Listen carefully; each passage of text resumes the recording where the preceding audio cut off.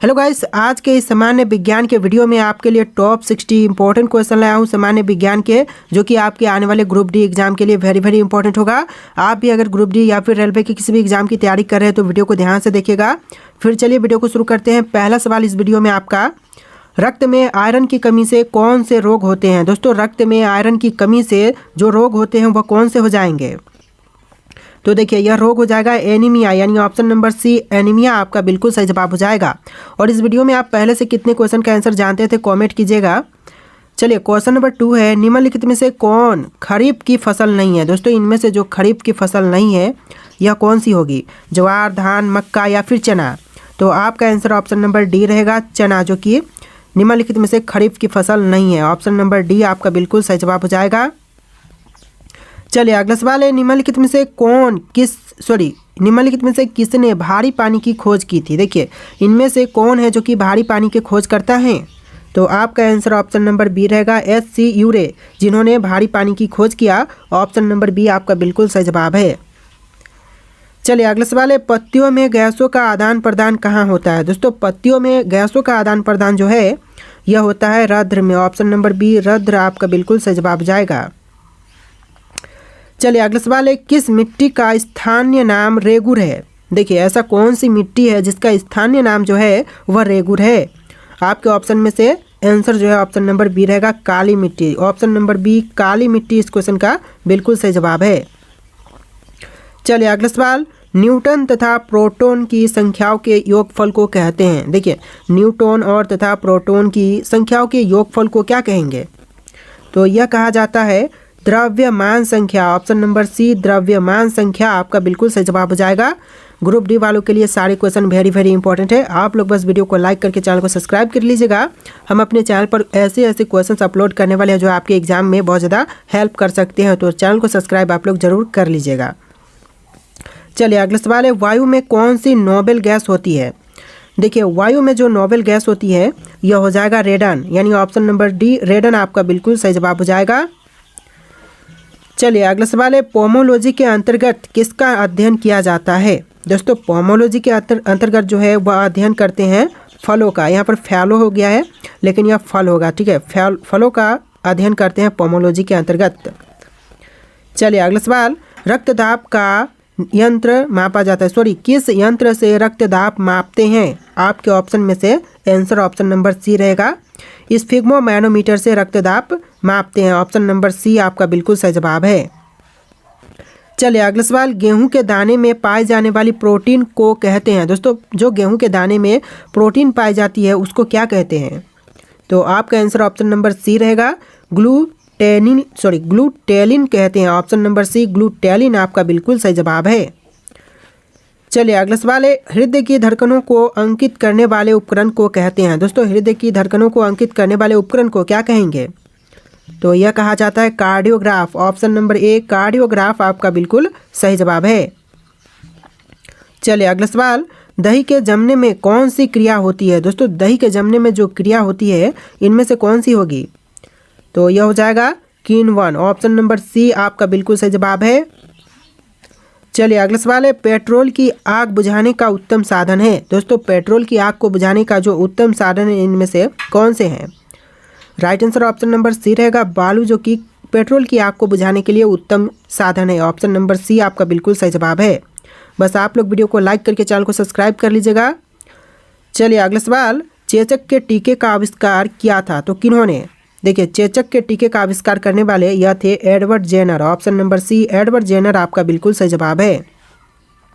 चलिए, अगला सवाल, पोलियो रोग किस वर्ग के रोगाणु द्वारा होते हैं। दोस्तों, पोलियो रोग जो है वह कौन से वर्ग के रोगाणु द्वारा होते हैं।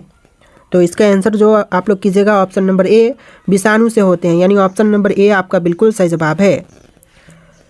अगला सवाल, बैटरी बनाने में किस अम्ल का उपयोग होता है। दोस्तों, बैटरी बनाने में जो अम्ल उपयोग करते हैं वह कौन सा हो जाएगा। तो इसका राइट आंसर कीजिएगा सल्फ्यूरिक अम्ल। ऑप्शन नंबर ए जो है सल्फ्यूरिक अम्ल आपका बिल्कुल सही जवाब हो जाएगा। चलिए, अगला सवाल, चमगादड़ निम्नलिखित में से किस वर्ग में रखा जाता है। देखिए, चमगादड़ को जिस वर्ग में रखते हैं वह कौन से होंगे इनमें से। तो यह वर्ग हो जाएगा स्तनधारी, यानी कि राइट आंसर कीजिएगा ऑप्शन नंबर सी स्तनधारी। चलिए अगला सवाल है, वाहनों के इंजन को ठंडा करने वाले उपकरण या फिर यंत्र को कहते हैं। तो क्या कहा जाता है उपकरण या फिर यंत्र जो कि वाहनों के इंजन को ठंडा करते हैं? देखिए आपका आंसर ऑप्शन नंबर का बी रहेगा, रेडिएटर कहते हैं। ऑप्शन नंबर बी रेडिएटर आपका बिल्कुल सही जवाब है। चलिए अगला सवाल है, प्रकाश संश्लेषण कब होता है? दोस्तों प्रकाश संश्लेषण कब होते हैं? तो यह दिन में होता है, यह सूर्य के प्रकाश से होती है, तो दिन में ही होगी। ऑप्शन नंबर बी आपका बिल्कुल सही जवाब हो जाएगा। चलिए अगला सवाल, क्लोरोफिल वर्णक का रंग कैसा होता है? देखिए क्लोरोफिल वर्णक का रंग जो है यह हरा होता है। ऑप्शन नंबर ए हरा आपका बिल्कुल सही जवाब है। चलिए अगला सवाल है, हड्डियों और दांतों में जो रासायनिक पदार्थ विद्यमान रहता है उसे कहते हैं, क्या कहेंगे दोस्तों? जो रासायनिक पदार्थ हड्डियों और दांतों में विद्यमान होता है उसको कहते हैं। ऑप्शन नंबर का C calcium phosphate. Option number C आपका बिल्कुल सही जवाब है। चलिए नेक्स्ट क्वेश्चन है, किस वैज्ञानिक ने सर्वप्रथम बर्फ के दो टुकड़ों को आपस में घिसकर पिघला दिया था? देखिए सबसे पहले बर्फ के दो टुकड़ों को आपस में घिस करके पिघलाने वाले यह वैज्ञानिक हो जाएंगे। ऑप्शन नंबर का सी डेवी, यानी राइट आंसर कीजिएगा ऑप्शन नंबर सी। चलिए अगला सवाल है, सबसे अधिक यौगिक किस तत्व द्वारा हाइड्रोजन के साथ बनाए जाते हैं? दोस्तों सबसे अधिक यौगिक इनमें से कौन से तत्व द्वारा हाइड्रोजन के साथ बनाए जाते हैं? तो राइट आंसर ऑप्शन नंबर का सी रहेगा, carbon. Option number C carbon आपका बिल्कुल सही जवाब है। चलिए अगला सवाल है, एंगस्ट्रम क्या मापता है? दोस्तों एंगस्ट्रम जो मापता है वह क्या मापता है? तो right answer option number A रहेगा, तरंग दैर्घ्य मापता है, यानी ऑप्शन नंबर ए जो है इस क्वेश्चन का बिल्कुल सही जवाब है। इस वीडियो को आप लोग लाइक करके चैनल को सब्सक्राइब कर लीजिएगा। चलिए क्वेश्चन नंबर 25 है, किसी रासायनिक यौगिक की सबसे छोटी इकाई क्या होती है? दोस्तों किसी भी रासायनिक यौगिक की सबसे छोटी इकाई जो है यह होता है ऑप्शन नंबर का डी अणु। ऑप्शन नंबर डी अणु आपका बिल्कुल सही जवाब है। चलिए क्वेश्चन नंबर 26 है, वायुमंडल में बादलों के तैरने का कारण है? दोस्तों वायुमंडल में जो बादल तैरते हैं इनका क्या कारण है? तो इनका मुख्य कारण हो जाएगा तैरने का घनत्व। ऑप्शन नंबर बी घनत्व आपका बिल्कुल सही जवाब है। चलिए अगला सवाल है, इलेक्ट्रॉनिक कंप्यूटर का आविष्कार किसने किया था? दोस्तों इलेक्ट्रॉनिक कंप्यूटर के आविष्कार करने वाले इनमें से कौन है? देखिए आपका आंसर ऑप्शन नंबर का बी रहेगा, जेपी एक्रेट। ऑप्शन नंबर बी जेपी एक्रेट आपका बिल्कुल सही जवाब हो जाएगा। अगला सवाल है, कौन सी गैस अम्ल वर्षा का कारण बन सकती है? इनमें से जो गैस अम्ल वर्षा का कारण बन सकती है वह कौन सी गैस है? तो आपका आंसर ऑप्शन नंबर का सी रहेगा, H2O। जी दोस्तों ऑप्शन नंबर सी H2O आपका बिल्कुल सही जवाब है। चलिए अगला सवाल है, दूध की शुद्धता किस यंत्र से मापी जाती है? इनमें से कौन से ऑप्शन होंगे जो कि दूध की शुद्धता का मापने वाला यंत्र है? तो right answer option number C रहेगा, लैक्टोमीटर से दूध की शुद्धता मापी जाती है। ऑप्शन नंबर सी आपका बिल्कुल सही जवाब है।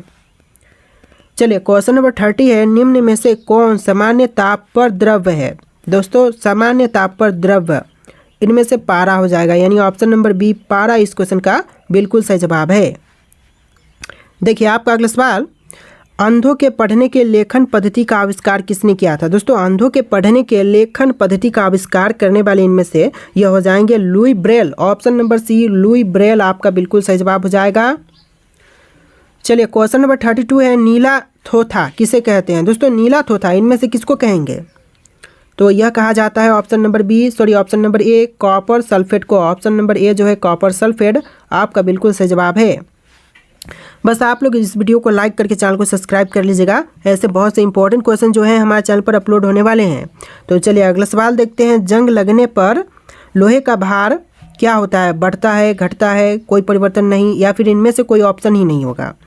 तो आपका right answer option number A रहेगा, बढ़ता है। जंग लगने पर लोहे का भार बढ़ेगा। ऑप्शन नंबर ए आपका बिल्कुल सही जवाब है। चलिए अगला सवाल है, ठोस कपूर से वाष्प बनने की क्रिया को कहते हैं? दोस्तों ठोस कपूर से वाष्प बनने की क्रिया को क्या कहते हैं?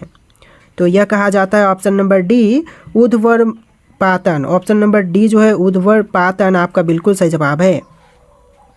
चलिए अगला सवाल है, निम्नलिखित में से कौन सी गैस वायुमंडल में नहीं होती है?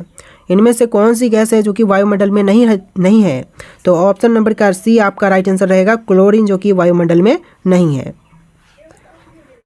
देखिए आपका अगला सवाल है क्वेश्चन नंबर 36, खनिजों एवं चट्टानों में कौन सा तत्व अधिक मात्रा में पाई जाती है? दोस्तों खनिजों एवं चट्टानों में जो तत्व सबसे अधिक पाई जाती है यह हो जाएगा ऑप्शन नंबर ए कार्बन। जी हाँ दोस्तों, ऑप्शन नंबर ए कार्बन आपका बिल्कुल सही जवाब है।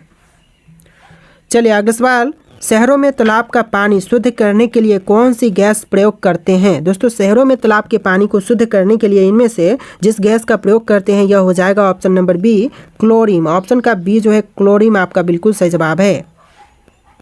चलिए अगला सवाल है, तत्काल शक्ति के लिए खिलाड़ी किसका उपयोग करते हैं? देखिए तत्काल शक्ति के लिए जो खिलाड़ी उपयोग करते हैं यह हो जाएगा सुक्रोज। ऑप्शन नंबर ए जो है इस क्वेश्चन का बिल्कुल सही जवाब हो जाएगा। चलिए अगला सवाल है, एसआई में बल का मात्रक क्या है? दोस्तों एसआई में बल का मात्रक यह हो जाएगा newton. Option number B newton आपका बिल्कुल सही जवाब हो जाएगा। चलिए अगला सवाल है, लुढ़कती हुई गेंद कुछ दूर लुढ़कने के बाद स्वयं रुक जाती है, निम्नलिखित में से किस कारण से? तो देखिए कोई भी गेंद लुढ़कती हुई कुछ दूर जाकर के रुक जाती है तो इसका जो कारण होता है वह होता है घर्षण बल, यानी घर्षण बल के कारण रुक जाती है। ऑप्शन नंबर ए जो है इस क्वेश्चन का बिल्कुल सही जवाब है। चलिए अगला सवाल है, प्लास्टर ऑफ पेरिस प्राप्त किया जाता है किससे? इनमें से कौन से ऑप्शन हो जाएंगे जिससे प्लास्टर ऑफ पेरिस प्राप्त किए जाते हैं? तो आपका आंसर ऑप्शन नंबर बी रहेगा जिप्सम से। ऑप्शन नंबर बी इस क्वेश्चन का बिल्कुल सही जवाब है। चलिए अगला सवाल है, सूखी बर्फ यानी कि ड्राई आइस होती है ठोस किसके कारण? देखिए सूखी बर्फ जो ड्राई आइस होती है यानी ड्राई होती है तो इसका मुख्य कारण जो है यह होता है carbon dioxide. Option number B carbon dioxide आपका बिल्कुल सही जवाब है। चलिए अगला सवाल है, जब किसी धातु को गर्म किया जाता है तो उसका घनत्व बढ़ता है घटता है कोई अंतर नहीं होता है, तो कौन सा ऑप्शन आपका राइट आंसर हो जाएगा? देखिए आपका आंसर ऑप्शन नंबर का सी रहेगा, कम हो जाता है। जब किसी भी धातु को गर्म करते हैं तो उसका घनत्व जो है वह कम जाती है। ऑप्शन नंबर सी आपका बिल्कुल सही जवाब है। चलिए अगला सवाल है, निम्नलिखित में से कौन सी एक मिश्र धातु है? दोस्तों इनमें से जो मिश्र धातु है यह हो जाएगा steel. Option number B steel आपका बिल्कुल सही जवाब हो जाएगा। चलिए अगला सवाल है, लोहे में जंग लगने का मुख्य कारण क्या है? देखिए लोहे में जंग लगने का मुख्य कारक क्या है? तो यह कारक हो जाएगा ऑक्सीजन। ऑप्शन नंबर ए जो है इस क्वेश्चन का बिल्कुल सही जवाब है ऑक्सीजन। अगला सवाल है, ऊष्मा की सबसे अच्छी चालक कौन सी धातु है? दोस्तों ऊष्मा की सबसे अच्छी चालक जो है इनमें से यह धातु हो जाएगा ऑप्शन नंबर सी चांदी। ऑप्शन नंबर सी चांदी इस क्वेश्चन का बिल्कुल सही जवाब है। देखिए आपका अगला सवाल है, इंसुलिन की खोज की थी। दोस्तों इंसुलिन की खोज करने वाले यह थे बेटनिंग। ऑप्शन नंबर ए जो है बेटनिंग ने इंसुलिन की खोज किया था। अगला सवाल देखिए, एल्यूमिनियम किस खनिज से प्राप्त की जाती है? दोस्तों एल्यूमिनियम जो है वह प्राप्त करते हैं ऑप्शन नंबर का सी बॉक्साइट से। ऑप्शन नंबर सी जो है बॉक्साइट आपका बिल्कुल सही जवाब है। इस वीडियो को आप लोग लाइक करके चैनल को सब्सक्राइब कर लीजिएगा दोस्तों। अगला सवाल है, रिचर स्केल किसके नापने में प्रयोग होता है? दोस्तों रिचर स्केल जो है इनमें से कौन सी चीज़ को मापने में प्रयोग किए जाते हैं? तो इसका प्रयोग जो है वह भूकंप की तीव्रता मापने में करते हैं। ऑप्शन नंबर ए जो है इस क्वेश्चन का बिल्कुल सही जवाब है। चलिए अगला सवाल, रडार में किस प्रकार की तरंगे होती हैं? दोस्तों रडार में जो तरंगे होती हैं यह विद्युत चुंबकीय तरंगे होती है। ऑप्शन नंबर बी जो है विद्युत चुंबकीय तरंगे आपका बिल्कुल सही जवाब है। चलिए अगला सवाल है, वायु क्या है? दोस्तों वायु क्या है? तो इनमें से राइट आंसर आपका क्या होगा? तो यह एक मिश्रण है। ऑप्शन नंबर बी मिश्रण आपका बिल्कुल सही जवाब है। चलिए अगला सवाल है, किस वैज्ञानिक ने परमाणु सिद्धांत की खोज की? परमाणु सिद्धांत की खोज करने वाले वैज्ञानिक यह थे John Dalton. Option number A John Dalton आपका बिल्कुल सही जवाब है। चलिए अगला सवाल है, कौन सा धातु जल में डालने पर तैरने लगती है? दोस्तों इनमें से जो धातु जल में डालने पर तैरने लगती है तो यह हो जाएगा calcium. Option number A calcium आपका बिल्कुल सही जवाब है। चलिए अगला सवाल है, इलेक्ट्रॉन की खोज किसने की थी? देखिए इलेक्ट्रॉन के खोज करने वाले इनमें से कौन है? आपके ऑप्शन यहाँ पर दिए गए हैं, राइट आंसर आप लोग कमेंट कीजिएगा। और आखिरी क्वेश्चन था इस वीडियो का यानी कि लास्ट क्वेश्चन 54 नंबर क्वेश्चन का आंसर जो है आपको कमेंट करना है। तो इतने क्वेश्चन में से आप कितने क्वेश्चन का आंसर पहले से जानते थे कमेंट कीजिएगा। इनमें जितने भी क्वेश्चन मैंने आपको इस वीडियो में बताए हैं सारे के सारे क्वेश्चन वेरी इंपॉर्टेंट है। ग्रुप डी एग्जाम के लिए या फिर रेलवे एग्जाम के किसी भी एग्जाम के लिए आपके लिए वेरी इंपॉर्टेंट होगा। तो वीडियो को ध्यान से देखिएगा और इस क्वेश्चन का आंसर कमेंट कीजिएगा। वीडियो कैसा लगा कमेंट कीजिएगा और वीडियो को लाइक करके चैनल को सब्सक्राइब कर लीजिएगा। चलिए फिर मिलते हैं एक नए वीडियो में।